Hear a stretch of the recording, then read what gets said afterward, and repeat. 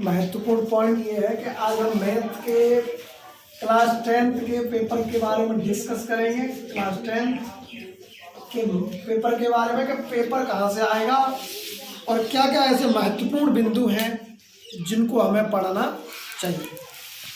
तो अगर मैं कुछ निश्चित चीज़ों की बात कर दूँ कि प्रश्न ऐसा पूछा ही जाएगा, हूबहू प्रश्न ऐसा आएगा ही आएगा। तो कुछ पॉइंट इस प्रकार है, जैसे न्यूक्लियर विभाजन लासामासा एक एक्सरसाइज है शुरुआत में ही, वहाँ से न्यूक्लियर विभाजन का एक प्रश्न निश्चित ही आपको मिलेगा। ये नहीं मिलेगा तो हो सकता है शून्यों की संख्या पूछ ले। क्या पूछ ले? शून्यों की संख्या। ये प्रश्न आने के चांसेस है। दूसरा पॉइंट है गणित में त्रिभुज का क्षेत्रफल, यानी कि रेखा जो एक्सरसाइज है वहां से निर्देशांक तो पूछ ही सकता है, निर्देशांक तो पूछ ही सकता है।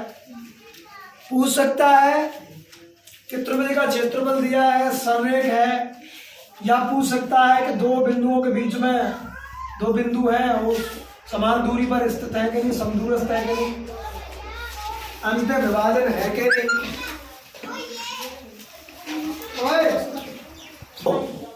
रेखा वाली एक्सरसाइज में आप एक ऐसा सवाल सररेख वाला कर ले निश्चित ही, या फिर समदूरस्थ वाला आ सकता है, या अंतर विभाजन वाला आ सकता है,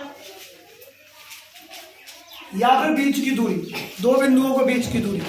मैंने प्रत्येक पॉइंट को ये त्रिभुज का क्षेत्रफल के बारे में अभी वीडियो बनाई नहीं है, लेकिन मैं बनाऊंगा तो मैं बताऊंगा। लेकिन आप पढ़ रहे हैं तो आप इन चीजों को जरूर पढ़ें।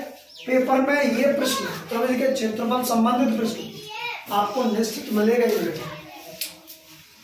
पहला मैंने बताया न्यूक्लियर विभाजन या शून्यों की संख्या से संबंधित प्रश्न पूछ सकता है। आप इन पॉइंटों को अपनी किताब से पढ़ लें। जो मैथमेटिक्स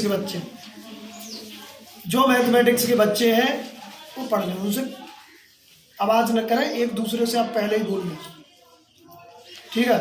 अगला पॉइंट, दूसरा पॉइंट था त्रिभुज का क्षेत्रफल संबंधित प्रश्न पूछ सकता है। उसमें सररेख या उसी में रेखा वाली एक्सरसाइज में समदूरस्थ दो बिंदुओं के बीच में और समान दूरी पर स्थित है यानी पूछ सकता है। अंतर विभाजन का प्रश्न बीच की दूरी का रेखा वाली एक्सरसाइज से। आगे द्विघाती समीकरण में मैंने एक वीडियो बना के डाल दी है।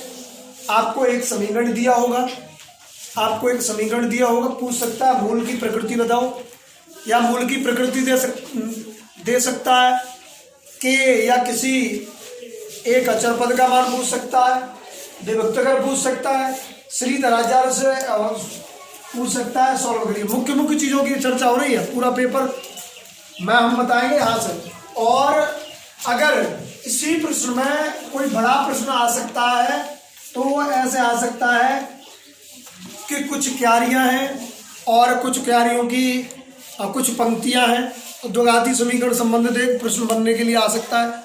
आयताकार प्रश्न पूछने की स्थिति आ सकती है, ठीक है। तो आप वो भी समझ लें। हालांकि मैंने बताया कि ये जो पॉइंट है यहाँ से तो आपको प्रश्न मिलेगा ही मिलेगा, निश्चित है, निश्चित प्रश्न। आप ABC का मान निकालें और उसे सॉल्यूशन करें। आगे एक टेबल आएगी, ऐसे टेबल आएगी, उसमें पूछ सकता है या तो माध्य का ज्ञात करो, या पूछ सकता है समांतर माध्य ज्ञात करो। निश्चित ही आपको ये प्रश्न या तो माध्य का वाला प्रश्न मिलेगा या फिर समांतर माध्य वाला प्रश्न मिलेगा, ठीक है। आगे अगला पॉइंट देखें आप। ये जो है बेलन शंकु वाली एक्सरसाइज में मैंने वो तो डाल दी है, शायद मैंने वो वीडियो डाल दी है कि आकृति से आकृति बदलने के लिए जब पिघलने की बात हो, धारता की बात हो, तो वहां क्या ज्ञात करेंगे? आयतन ज्ञात करेंगे, ठीक है। क्षेत्रफल दिया होगा तो वहां वक्र पृष्ठ की चर्चा होगी, तो आपको त्रिज्या और ऊंचाई पता होनी चाहिए, ठीक है। तो आकृति संबंधित प्रश्न आ सकता है। इसमें इंपोर्टेंट पिघलाने वाला प्रश्न है कि एक गोले को पिघलाकर बेलन बनाया गया। इसका मतलब है पिघलाने पर दोनों के आयतन कैसे हो जाएंगे? बराबर हो जाएंगे, ठीक है। यह प्रश्न बहुत महत्वपूर्ण है। अगले पॉइंट में हम चर्चा करें तो अगला पॉइंट करेंगे एक चर वाले रैखिक समीकरण, एक चर वाले रैखिक समीकरण, जहां से प्रश्न आने के चांसेस है।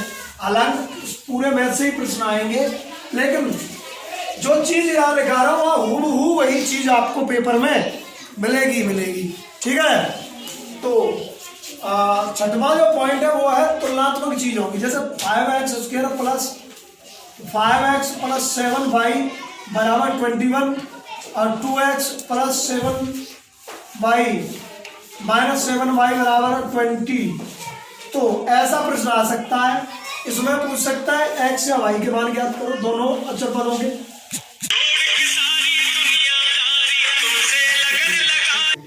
हाँ, अगला जो पॉइंट है आप समझें। अगला जो पॉइंट है दो चर वाले रैखिक समीकरण।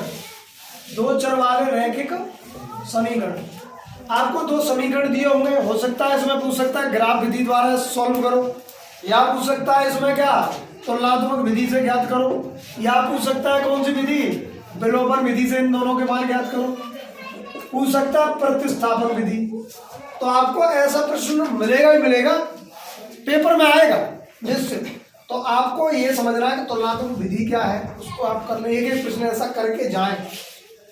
मेरा उद्देश्य कराने का इस मैथ के क्लास 10th के पेपर का है कि आप जब पेपर देने जाएं तो आप पर ये एक दो प्रश्न, और प्रत्येक मॉडल को, प्रत्येक जो तुम्हारे अवतार मास्टरमाइंड या कहीं से कुछ भी लेके आते हैं, तो हूबहू प्रश्न ऐसे ही मिलेंगे आपको।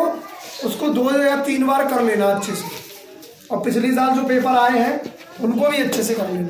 तो आपको बहुत चीज़ें ऐसी मिलेंगी जो हूबहू प्रश्न मिलेंगे। ठीक है, तो ऐसा प्रश्न आपको निश्चित ही मिलेगा ही मिलेगा। अगला पॉइंट जो है त्रिकोणमिति का। किसका? त्रिकोणमिति का। त्रिकोणमिति में से आप समझें, त्रिकोणमिति और ऊंचाई दूरी के पॉइंट रहेंगे। त्रिकोणमिति 7वां पॉइंट, त्रिकोणमिति में 90 माइनस थीटा वाला प्रश्न आपको मिल सकता है।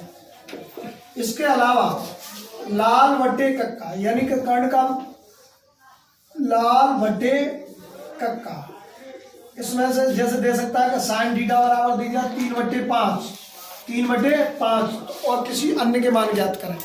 हो सकता है कि 10 30 इंटू 10 60, तो आपको त्रिकोणमिति की सारणी में से इनके मान आने चाहिए, तो आपको सॉल्यूशन फिर करना है। लेकिन मेरा कहने का भाव यह है कि 90 माइनस का प्रश्न आपको मिलेगा ही मिलेगा 100%।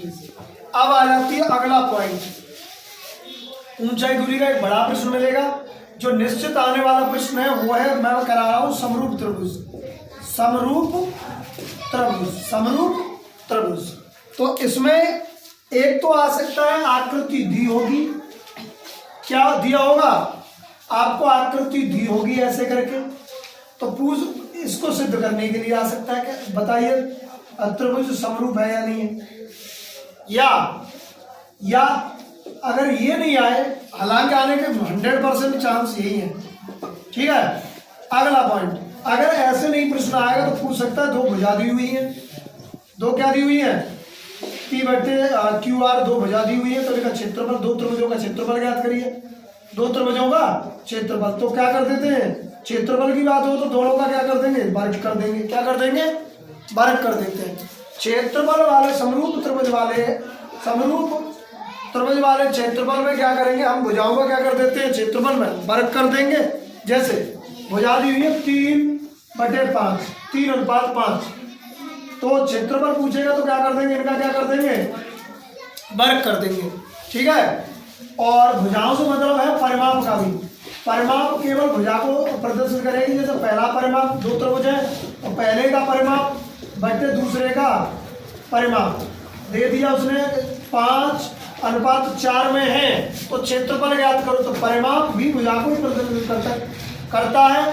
देन इस स्थिति में अगर क्षेत्रफल ज्ञात करना है, क्या ज्ञात करना है, तो पहले का क्षेत्रफल बटे दूसरे का क्षेत्रफल, इन भुजाओं का क्या कर देंगे, स्क्वायर कर देंगे, वर्ग कर देंगे। 5 का वर्ग 25, 4 का वर्ग 16, तो कौन से अनुपात में आ जाएगा, 25:16।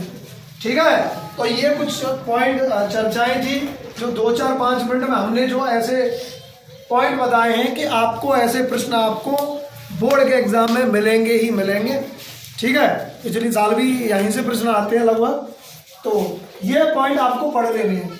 ये एग्जाम के टाइम की बात है कि जब आप कुछ नहीं पढ़ पाए हैं तो आप इन भिन्न भिन्न पॉइंटों को जरूर पढ़ लें। ये जो जितने भी 10-5 मिनट में मैंने तुम्हें बताए हैं, इन पॉइंटों को आप पढ़ लें। पढ़ने से आप इस प्रश्न पत्र में यानी पेपर में अच्छे नंबर ला सकते हैं, पास हो सकते हैं। ठीक है, तो आज के लिए इतना ही, धन्यवाद।